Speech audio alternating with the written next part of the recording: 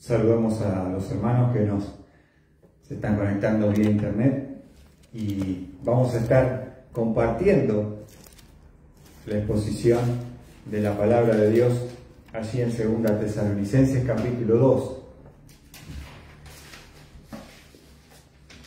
Recordemos lo que fue el domingo pasado. Estuvimos hablando de que había una confusión en cuanto a los eventos de la venida del Señor. Y justamente la preocupación de Pablo era poder aclararles a los tesalonicenses que habían pensado que porque estaban pasando por la tribulación en sus vidas, la persecución, Jesús ya había venido. Jesús había venido y se habían quedado al arrebatamiento. O sea, un cuadro bastante complicado, porque eso había generado confusión, porque habían mezclado los eventos de la venida de Cristo. Y nos dice en el versículo 1, fíjense 2 Tesalonicenses capítulo 2, versículo 1, dice: pero con respecto a la venida de nuestro Señor Jesucristo, dijimos que la palabra venida es parousia y habla del arrebatamiento que viene Cristo a buscar a su iglesia. Entonces Pablo dice, pero con respecto a la venida, la parousia de nuestro Señor Jesucristo y nuestra reunión con Él, aclara, os rogamos, hermanos, que no seáis sacudidos fácilmente en vuestro modo de pensar. Lo primero que Pablo les va a decir a la iglesia de Tesalónica: no dejen que otras voces puedan modificar su mente. No dejen que otras opiniones puedan hacerles cambiar lo que yo les he enseñado claramente con respecto al arrebatamiento. Lo que la iglesia espera, si tú eres parte de la iglesia, es el arrebatamiento de la iglesia, mediante la cual Jesús desciende del trono y viene en el aire, no a la tierra, y de allí llama a su esposa, la eclesia, llamados afuera, para poder recibir al Señor en el aire, y así estaremos con el Señor siempre. Entonces, esta verdad que Pablo les había enseñado, Pablo les dice: no dejen que nadie cambie su forma de pensar, porque surgen otras doctrinas, otras posiciones con respecto a la iglesia y al rapto. Pero la palabra de Dios, Pablo fue claro en la primera carta. Les explicó el programa de Dios. ¿Qué pasaba con aquellos que dormían en Cristo? ¿Se acuerdan? En 1 Tesalonicenses 4, 13 al 18, le dice Pablo que no se entristezcan, porque cuando venga Jesús a arrebatar a su iglesia, lo primero que hace es la resurrección de aquellos que duermen en Cristo. Hace 2000 años, vamos próximamente a cumplir 2000 años de iglesia. ¿Cuántos han muerto y descansan en Cristo en 2000 años? Miles y millones que descansan allí, y Dios, cuando viene a arrebatar a su iglesia, lo primero que hace es una resurrección gloriosa. Una resurrección gloriosa, con cuerpos que van a ser vestidos de eternidad, incorruptibles. Y nosotros, dice Pablo, los que estemos vivos,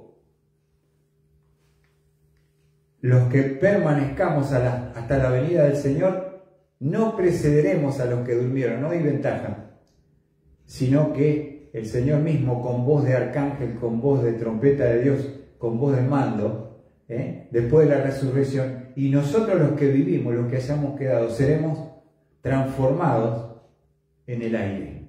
¿Qué te parece, hermano querido? Eso es lo que Pablo enseñó. en la primera carta y decía a los tesalonicenses: no dejen que nadie cambie su manera de pensar. No dejen que nadie los confunda. Y justamente esa palabra sacudido fácilmente, hablábamos de la ilustración que Pablo, para ilustrar lo que Pablo dice, lo que dijo el Señor: aquel que construyó su casa, dice, sobre la roca. Vinieron torrentes, ríos y golpearon contra ella, pero no pudieron moverla.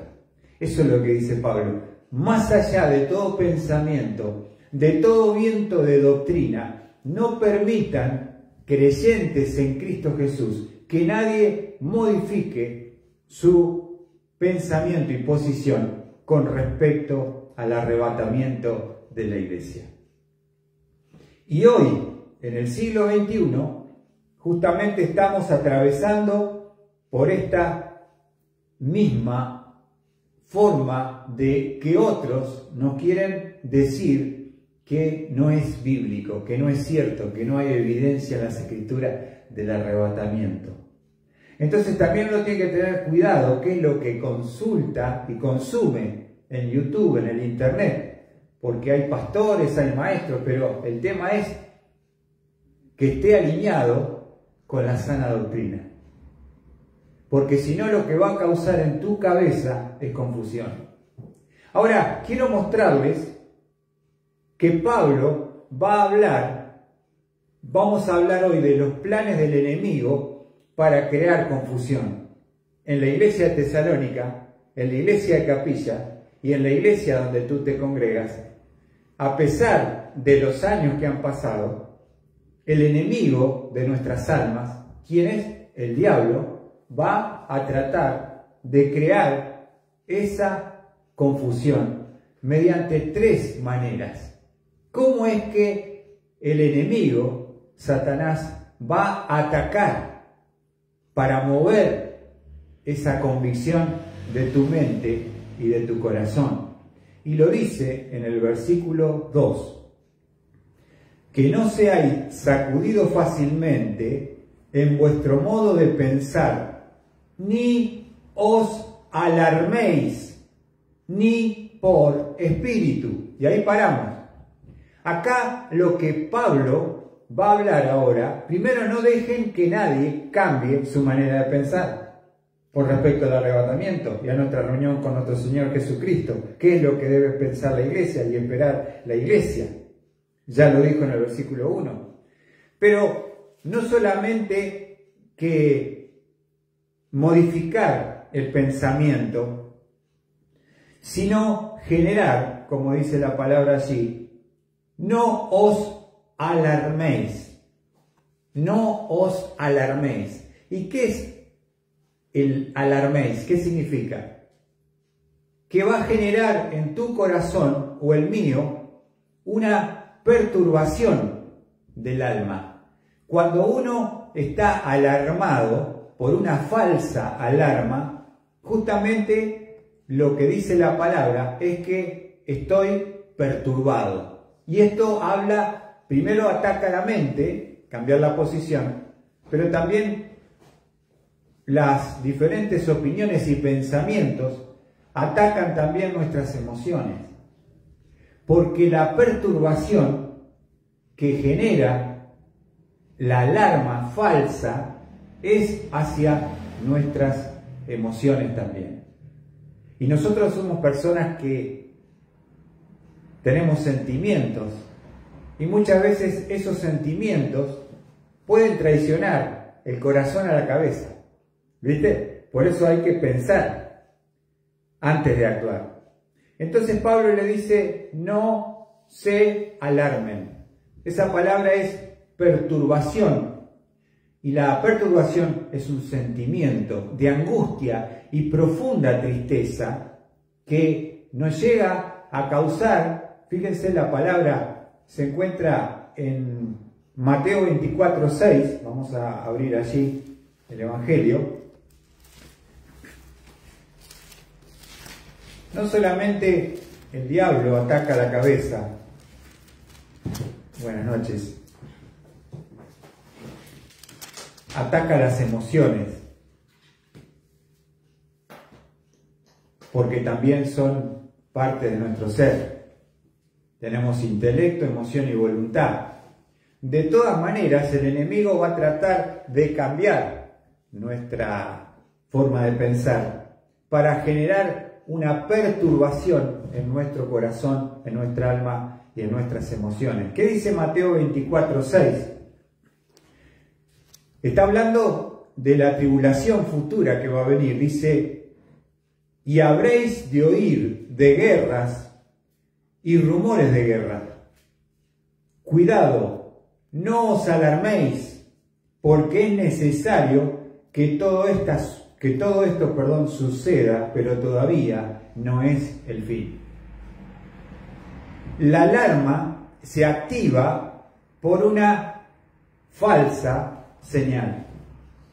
¿Vieron como si fuera una alarma de una casa? Nosotros no tenemos acá, en Argentina casi es raro, ¿no? Pocos, pero en Estados Unidos toda casita tiene su alarma frente a cualquier humo que pueda surgir. Estás haciendo unas tostadas, se te quemaron y activa la alarma antiincendio y empieza a caer agua. Entonces uno dice, no se está incendiando la casa. Falsa alarma. Entonces, ante cualquier forma de peligro, real o no, se activa la alarma contra incendio. ¿Está bien? Entonces, dice Jesucristo, fíjense, en el futuro, dice, y habréis de oír de guerras y rumores de guerra. Cuidado, no os alarméis. Ahora, ¿por qué? Porque es necesario que todo esto suceda, pero todavía no es el fin. Enseguida activamos la alarma, las emociones, y eso genera perturbación. ¿Se entiende? No solamente el enemigo quería afectar su mente en su manera de pensar, sino generar una alarma, una perturbación en el alma, en las emociones, una angustia. No sé si te pasó que por ahí alguien dijo que hubo un accidente y vos lo asociaste con una persona que venía viajando y te pones a llorar y te pones mal y no sabes si la persona estaba involucrada en ese accidente, pero ya la alarma, las emociones están activadas. Y si uno no controla las emociones, pueden ser contraproducentes, pueden producir un sentimiento de profunda tristeza. Buenas noches, bienvenido Juan, adelante, tome asiento. Y eso es lo que dice Pablo. No se dejen alarmar. Falsa alarma. Lo falso, el falso pensamiento genera una falsa alarma. ¿Se entendió? Falso pensamiento, falsa alarma. Porque claro, con la confusión que había generado ese pensamiento de que el arrebatamiento ya había pasado y algunos se quedaron, estaban mal, angustiados. Y Pablo dice, no dejen que nadie cambie su forma de pensar, pero tampoco dejen que nadie pueda alterar mediante la perturbación sus emociones. Las emociones son complicadas porque nosotros tenemos un corazón, nos dice Jeremías 17, que es engañoso y perverso. No podemos confiar en las emociones. ¿Por qué? Porque son inestables y porque cambian. A veces si uno se sintiera salvo por lo que uno siente y no por lo que dice la Biblia, ¿cuántas veces te has sentido que tal vez no sos salvo? ¿Cuántas veces vino el enemigo y te dijo, vos no sos de Dios, no sos de Dios? Y una angustia te agarra, una desesperación. Pero cuando uno cree de verdad, cuando uno conoce la palabra y mira las promesas, La palabra no cambia, Dios no cambia. Y ahí puedo tener la seguridad y la convicción de que ese sentimiento que ha venido a mi vida es completamente falso. Ahora, volviendo a 2 Tesalonicenses, capítulo 2, volvemos ahí. 3 maneras como el enemigo trata de crear confusión. Fíjate cuáles son los 3 enemigos que el enemigo utiliza, el diablo, para causar confusión a nuestro cabeza, corazón, emoción, mente, corazón. Fíjate, que no seáis sacudidos, dice el versículo 2, fácilmente en vuestro modo de pensar. Eso va a la mente. Ni os alarméis, ni por, ¿qué dice tu Biblia? Espíritu. Te quiero mostrar 3 maneras como el enemigo, el diablo, trata de afectar nuestra seguridad y nuestra convicción bíblica. Primero, nos dice acá, ni por espíritu. Dejen que los cambie. Y fíjense la palabra espíritu. ¿A qué se refiere cuando dice Pablo? No seáis sacudidos fácilmente de vuestro modo de pensar, ni os alarméis, ni por espíritu. O sea que el espíritu, que está con minúscula, puede causar en mi mente, en mi congregación, un cambio de pensamiento bíblico y una perturbación de mi corazón si lo dejo actuar. Entonces, ¿a qué se refiere con este primer enemigo, espíritu? La palabra en griego es neuma. Puede ser un espíritu bueno o un espíritu malo, pero en este caso vamos a ver que está hablando de un espíritu que viene ¿de dónde, Juan? ¿De dónde vendrá la confusión? Del enemigo. Está hablando entonces de el plan del enemigo, provocar confusión en mi vida por medio de un espíritu, un demonio. Espíritu, demonio. Entonces, vamos a ver, y vos me decís cómo un demonio puede afectar, ¿no es cierto?, mi forma de pensar y perturbar la paz que tengo con el Señor.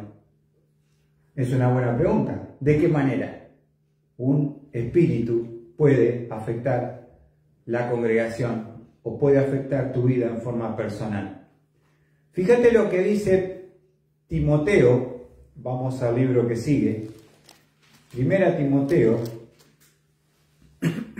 4, versículo 1. 1 Timoteo 4, versículo 1. Mirá lo que dice la palabra de Dios. Pero el espíritu, fíjate cómo está escrito espíritu. ¿Priscila? Mayúscula. Cuando habla de espíritu con mayúscula, ¿de qué espíritu habla? Del Espíritu Santo. Y espíritu con minúscula puede ser el hombre o puede ser el espíritu de un demonio. Acá en este caso, primero dice, pero el Espíritu Santo con mayúscula dice claramente que en los últimos tiempos algunos apostatarán de la fe, o sea, se desviarán de la verdad de las Escrituras.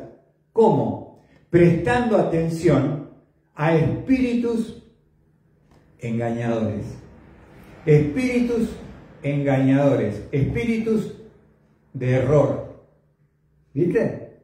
Esa es la manera como el enemigo ataca nuestra convicción, nuestra cabeza y genera una alarma en nuestras emociones.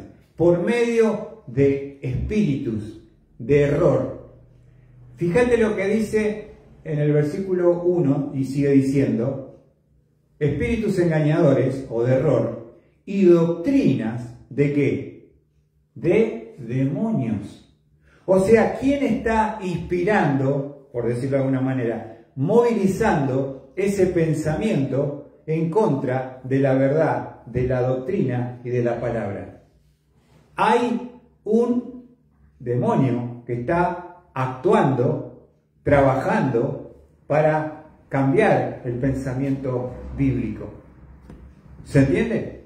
Ahora, la pregunta que nos queda, dice la palabra, y Pablo dice, pero el Espíritu Santo dice claramente que en los últimos tiempos algunos se van a desviar. Apostatar es desviar de la fe, de la palabra, de la verdad revelada. ¿Cómo? Prestando atención a qué? A espíritus con minúscula, demonios. ¿Espíritu de qué? De engaño, de error. Y doctrina de demonios. Quiere decir que todo es movilizado. Esa palabra doctrina habla de enseñanzas e instrucciones que son generadas por la mente de un espíritu dentro de la congregación. Y vos me decís, ¿cómo? ¿Cómo? ¿Cómo puede ser esto? Y te quiero mostrar claramente que, fíjate lo que dice segunda de Juan. Vamos a la carta de Juan. Estos espíritus engañadores o errantes, seductores, impostores. Segunda carta de Juan, capítulo 1, perdón. Segunda de Juan, tiene un solo capítulo, y vamos a ver el versículo 1:7. Dice, pues muchos engañadores han salido al mundo que no confiesan que Jesucristo ha venido en carne. Ese es el engañador y el anticristo. ¿Qué dice ahí? Juan, muchos engañadores. Ahora, ¿quién impulsa a los engañadores que van visitando iglesias y tratando de infiltrarse dentro de las congregaciones? El enemigo. El enemigo, el espíritu inmundo de engaño, de mentira y de error, está introducido por medio de un falso cristiano. Y esto es muy importante. Falso creyente. Que viene, que está, que lo saludamos, que parece del Señor, pero en realidad es un engañador que tiene un espíritu de error que pone el enemigo para poder, si le da lugar, desviarlos a los creyentes de la verdad, de la posición de las Escrituras, de la sana doctrina sacando. ¿Qué te parece? ¿Hasta ahí se entendió? ¿Cómo vienen esos espíritus a tratar de engañarnos? A través de una persona que entra, que viene, que parece, dice ser del Señor, dijo que creen en Dios, los demonios creen y tiemblan, ¿no? Y con una astucia se van a mimetizar dentro del grupo, y si no tenés cuidado, se va a introducir, se va a ubicar y va a terminar después, en un momento determinado, tratando de empezar a visitar hermanos, compartir cosas, ¿viste? Y te empieza a meter despacito un trabajo de hormiga, dudas y confusión.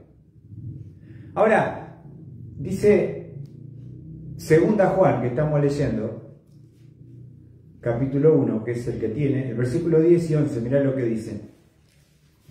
Si alguno viene a vosotros y no trae esta enseñanza o doctrina, no le recibáis en casa, ni lo saludéis, pues el que lo saluda participa en sus malas obras. No tenemos que darle cabida, no tenemos que darle lugar a que pueda desarrollar el ministerio del error, permitiéndole decir cosas que no tienen nada que ver con las Escrituras.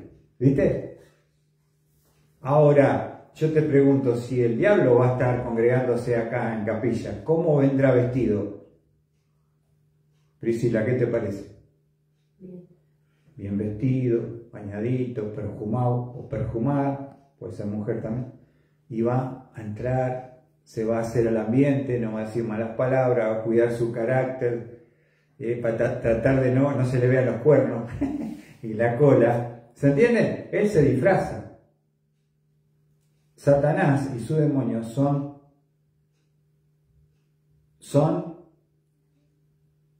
¿qué son? Son los maestros del disfraz. Son los maestros del disfraz. Si vos, como no podemos ver a veces el corazón de las personas, y uno cree honestamente en las personas, y uno confía en las personas, porque lo vemos ahí, está ahí, parece de Dios. Pero el tema es, fíjate lo que dice Juan, parece duro lo que dice Juan. Si alguno viene a vosotros, un tal hermano, y no trae esta doctrina o enseñanza, no le recibáis en casa, ni lo saludes, pues el que lo saluda participa en sus malas obras. ¿Se entiende? Si vos notás que alguno te vino a visitar de la iglesia y dice ser hermano, y empieza a cuestionar la autoridad del pastor, si empieza a cuestionar las doctrinas de la Biblia, y te dice, vos viste que no es tan así, ¿ah no? Y te busca un versículo fuera de contexto y te empieza a meter duda, ¿vos qué haces? Habla con el pastor. Decir, tenés que cuidar tu cabeza, cuidar tu corazón, porque estos demonios de error se infiltran a través de falsos cristianos. Primera Juan, vamos a la primera carta, capítulo 4, versículo 1. Primera Juan, capítulo 4, versículo 1. Ya en la época de los apóstoles andaban estos personajes visitando iglesias.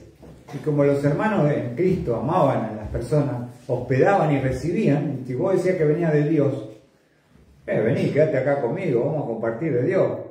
Vino con la Biblia, tenía parecía evangelista, lo recibí, resulta que era un terrible hereje que venía a sembrar la palabra en contra de la palabra. ¿Qué dice 1 Juan 4.1? ¿Lo tienen ahí? Amados, no creáis a todo espíritu, sino probad los espíritus para ver si son de Dios, porque muchos falsos profetas han salido al mundo.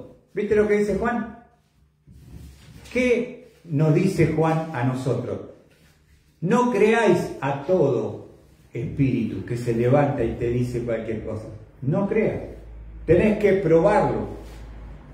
¿Por qué? Tenés que probar esos espíritus para ver si son de Dios. Para ver si son de Dios. ¿Por qué? Porque muchos, mirá lo que dice la palabra muchos, no uno o dos, muchos falsos profetas han salido al mundo. ¿Viste? Está lleno el mundo de falsos profetas.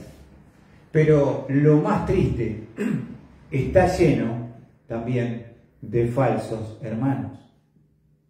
Qué triste eso, ¿no? Fíjate lo que dice Pablo en 2 de Corintios, capítulo 11. Él está mostrando sus credenciales como apóstol y todo lo que él había padecido y había pasado por sufrimiento por Cristo, ¿no? 2 Corintios, capítulo 11, versículo 26. Y dentro de todas las vicisitudes y sufrimientos que tuvo que padecer el apóstol, fíjate lo que dice en 2 Corintios 11, 26. 2 Corintios 11, 26. ¿Lo tienen ahí?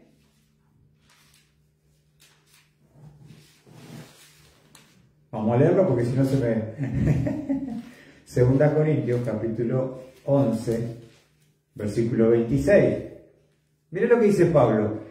Con frecuencia en viajes, en peligro de ríos, peligro de salteadores, peligro de mis compatriotas, peligro de los gentiles, peligros en la ciudad, peligros en el desierto, peligros en el mar. Y observa lo que dice ahora: peligro entre falsos hermanos. Ajá. Parte de lo que tuvo que padecer y pasar Pablo dentro de lo que era el ministerio y la obra que hacía era peligro. ¿Sabés qué peligroso que es un falso hermano? Que está infiltrado dentro de la congregación y nadie se ha dado cuenta. Yo tengo muchos años en Cristo y en la iglesia y con mucha gente, y he visto en nuestra congregación, no en otra, en la nuestra, que esto ha pasado. Que esto ha pasado. Ahora, es peligroso porque dice ser hermano, pero no lo es. Y si el diablo manda un espíritu engañador a la iglesia, no es con un buen propósito. Es para destruir, para dividir, para levantar una división en la congregación. Por eso hay que estar alerta, hay que estar atento de que no pase esta situación. ¿Qué te parece? ¿Cómo el enemigo se infiltra dentro de nuestras congregaciones?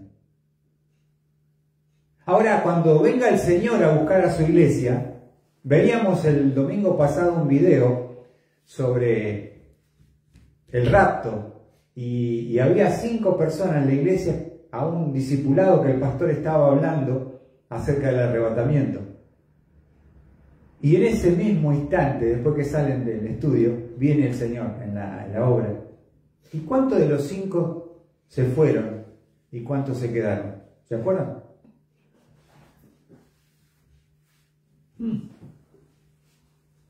Eran 5 en el estudio bíblico, estaban en una iglesia evangélica. Había uno que mientras estaba el pastor hablando tenía los auriculares y estaba escuchando música. Estaban cualquiera. El de lentes se quedó.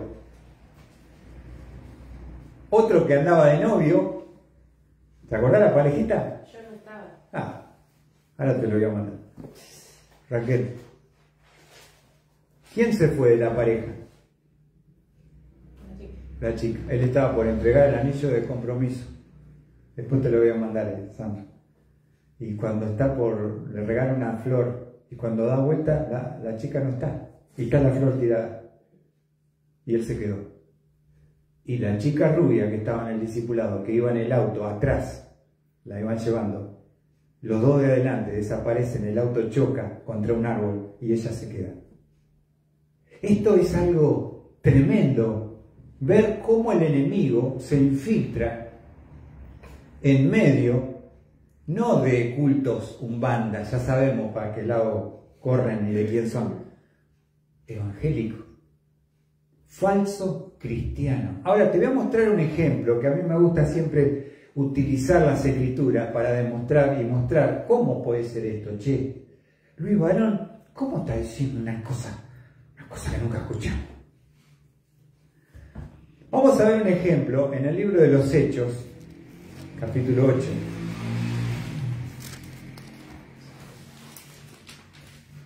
Ahí vamos a encontrar un evangelista llamado Felipe, que le va a predicar a los samaritanos, estos samaritanos que eran una mezcla de judío gentil, que los judíos puros no los querían, los odiaban más bien a los samaritanos. Pero Dios en su plan quería alcanzar a los samaritanos. Por eso el plan de Dios era: me seréis testigos en Jerusalén, en Samaria, este grupo, y hasta los confines de la tierra, los gentiles también. Pero esto iba a ser pasos que se iban a dar en la historia, a través, lo relata el libro de los Hechos, que relata la historia de la iglesia. Fíjate cómo pasó.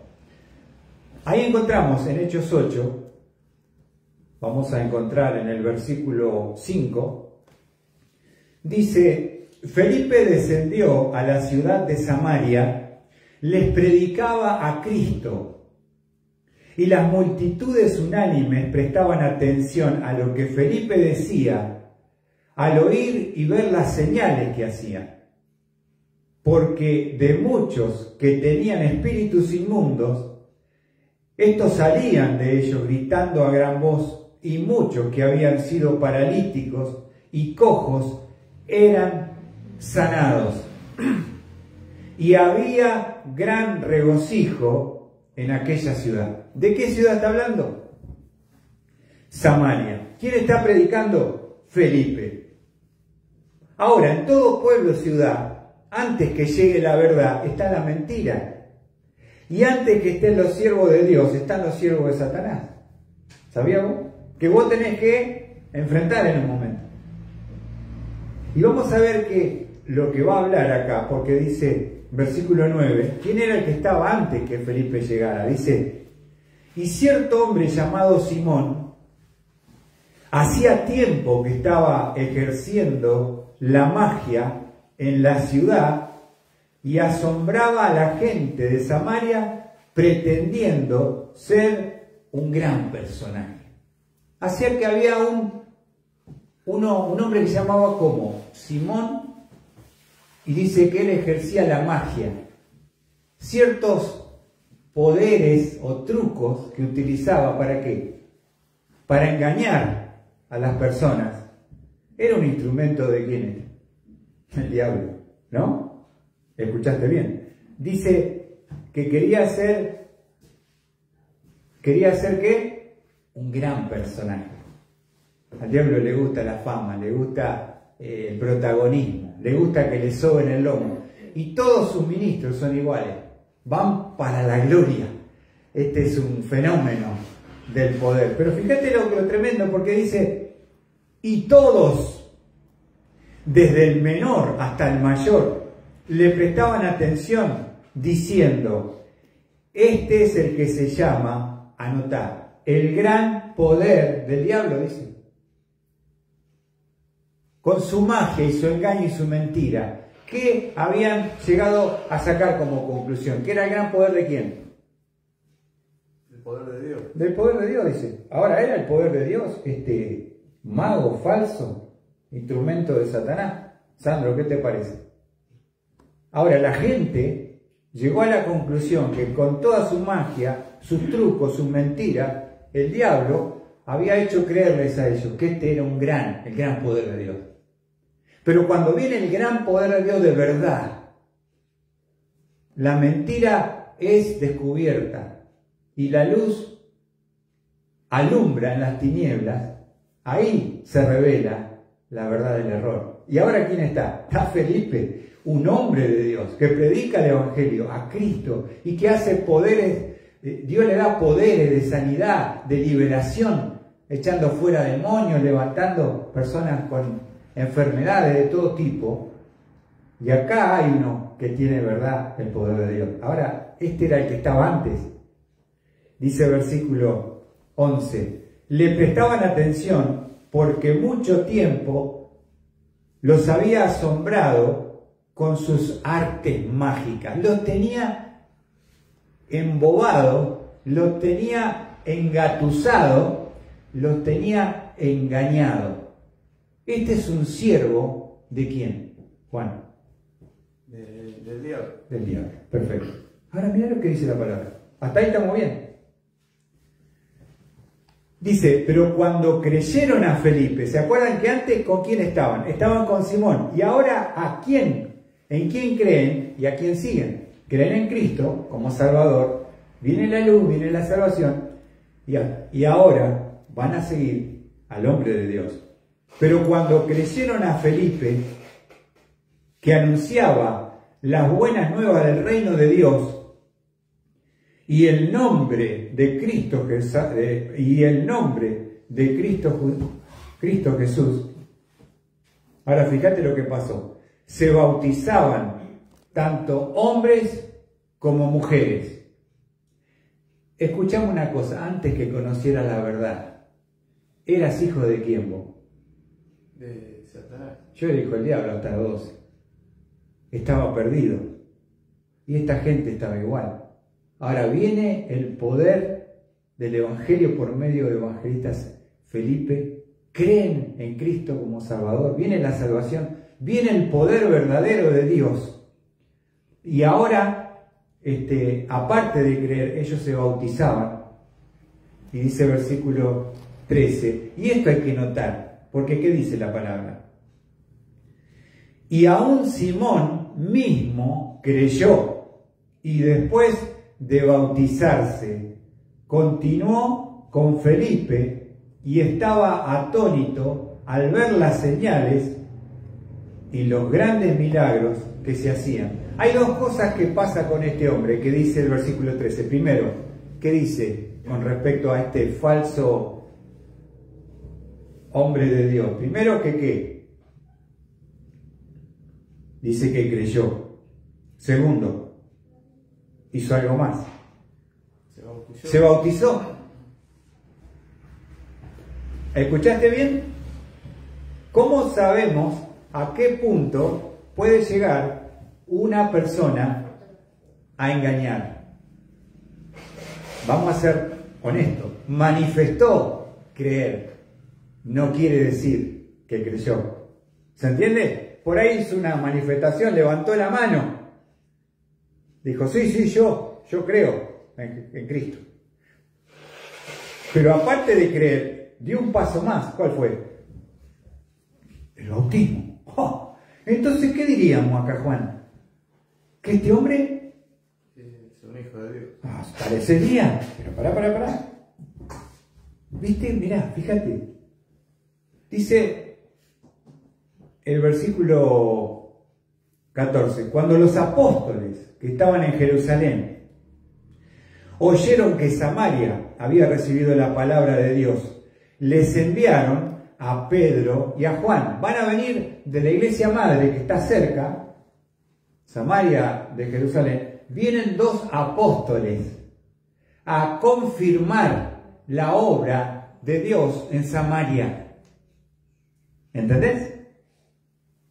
Ahora, dice el versículo 15, quienes descendieron y oraron por ellos para que recibieran el Espíritu Santo.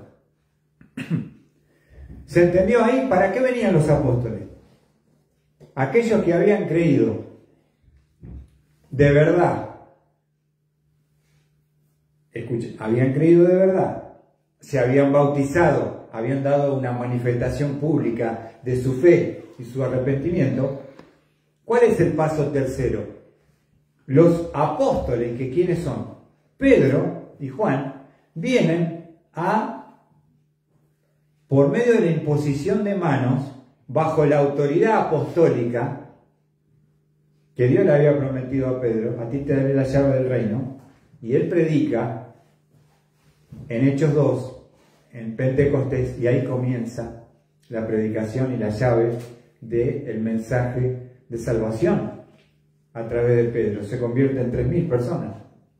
Ahora él va a ir a Samaria junto con Juan, que es un apóstol. Entonces dice, después todavía, dice, pues todavía no había descendido sobre ninguno de ellos, solo habían sido bautizados en el nombre del Señor Jesús. O sea, los cristianos verdaderos que se habían convertido con Felipe, habían sido bautizados, pero todavía les faltaba un paso. ¿Cuál era? Recibir el Espíritu Santo de Dios.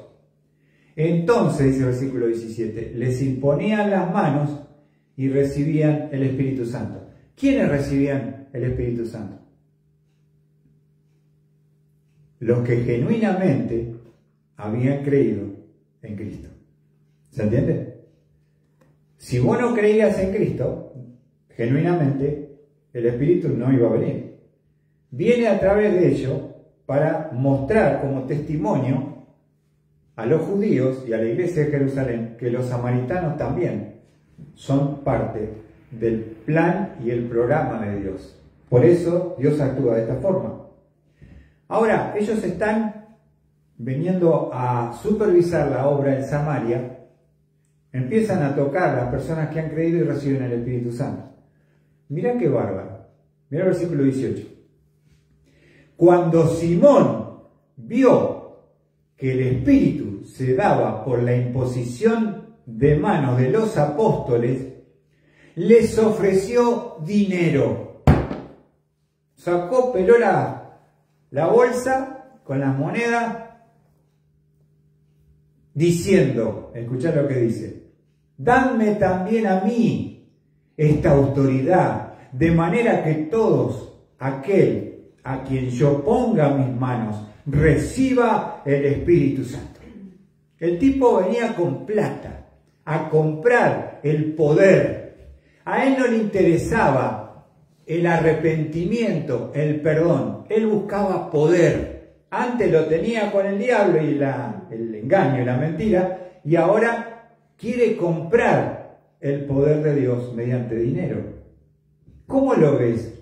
Salta el carácter y naturaleza de este Simón, mentiroso, engañador, que quiere poner plata para recibir este poder. Mirá lo que, versículo 20, lo que le dijo Pedro.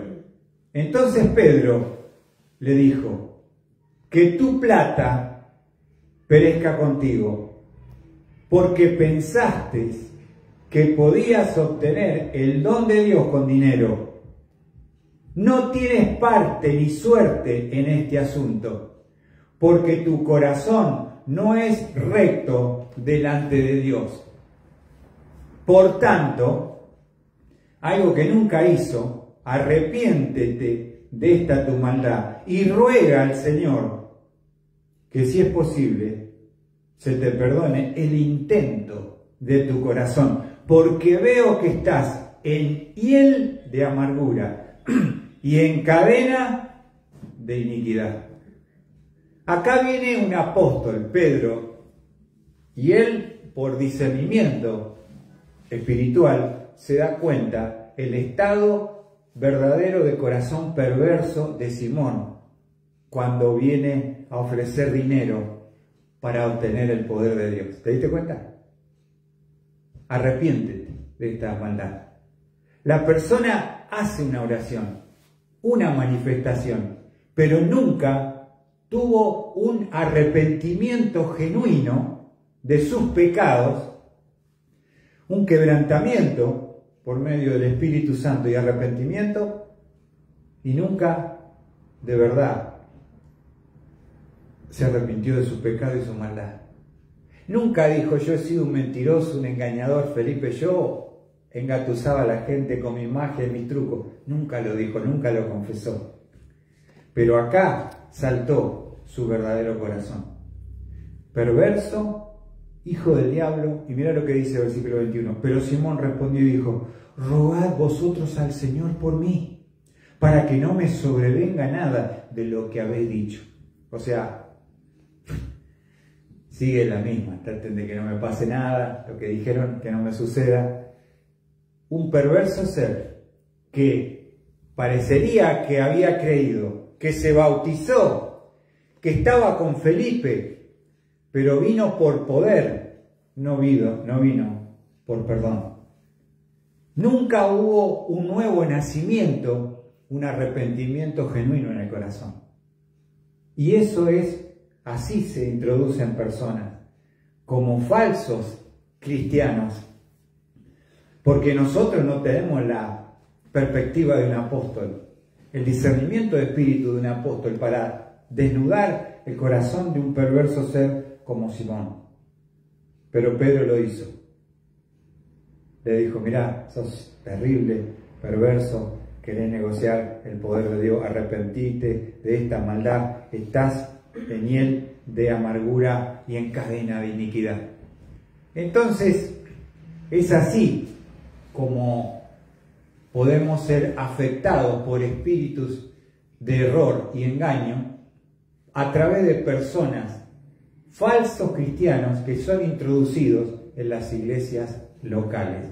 Y aunque vos no lo creas, hay en tu iglesia y en todas las iglesias por lo menos hay uno o varios que están pero no son.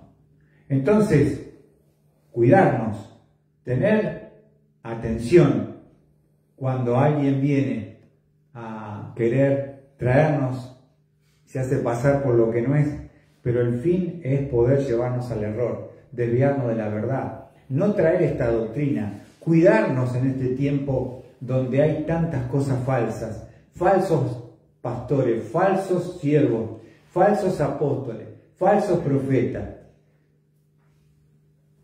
Y eso es lo que tenemos que nosotros tener cuidado, y es lo que le dice Pablo a los tesalonicenses. Tengan cuidado de no dejarse cambiar el pensamiento, alarmar su corazón mediante el engaño de espíritus que el enemigo puede enviar a alguno, que ustedes lo reciban creyendo que es salvo, no lo es, y terminen desviando su firmeza de la doctrina que yo les he enseñado a través de la revelación que he recibido con respecto al arrebatamiento.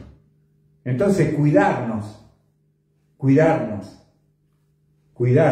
de no ser engañados, como decía Pablo, peligros de falsos hermanos. Qué tremendo, ¿no? Parecería que el enemigo se va a mimetizar y camuflar de una manera que nosotros no lo podamos detectar. Podemos hacerlo con la oración, con el discernimiento, con la palabra, con el discipulado, analizando su vida, cómo son, pero siempre tenemos que estar alerta y no creer a todo espíritu y persona que venga en el nombre de Dios manifestando ser hijo y que él creyó en algún momento, porque al mejor cazador se le escapa la liebre, y a mí mismo en algún momento me han engañado y se han hecho pasar por creyente y le he terminado dando plata al falso y me sacó plata al pastor. Imagínate, ¿qué te queda, hermano? Tenés cuidado, no des plata, no des plata, porque vienen, viste, andá con los evangelistas y te juntan la ofrenda y te dan plata. No, hasta que vos no veas a Cristo y salvación y seguridad, no abras tu corazón y tener cuidado, porque los espíritus están ahí muchas veces tratando de engañarnos y llevarnos al error. Que Dios bendiga su santa palabra y que haya sido de alerta y advertencia para nuestro corazón.